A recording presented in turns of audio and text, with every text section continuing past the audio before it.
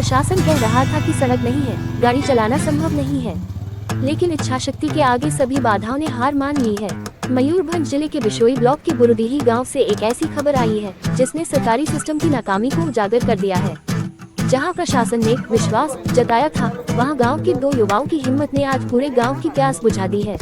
पेयजल संकट की बार शिकायत के बाद भी प्रशासन ने कहा, सड़क नहीं है, खनन नहीं किया जा सकता। परिणाम स्वरूप दूषित पानी पीने से ग्रामीण बीमार पड़ गए और अस्पताल के पास पैसा खत्म हो गया।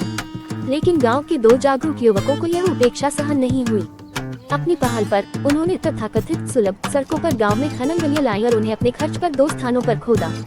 गांव के लोगों की इस सफलता को देखकर प्रशासन की अचानक नींद खुल गई। विभाग ने ये सवाल उठने के बाद तत्परता जताई कि जिस सड़क पर चलने लायक नहीं माना जाता था, उस पर लेन कैसे चली गई। बाद में प्रशासन द्वारा 2 और खुदाई कराई गई।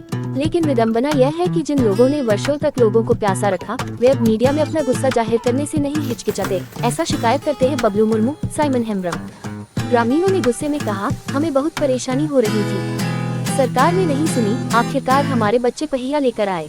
अब प्रशासन कहता है कि उन्होंने सब कुछ कर दिया है। तो सवाल उठता है कि अगर सड़कें थी तो ग्रामीण इतने लंबे समय तक दूषित पानी पीने को मजबूर क्यों थे। प्रशासन किसके हित में झूठा दिखावा कर रहा था।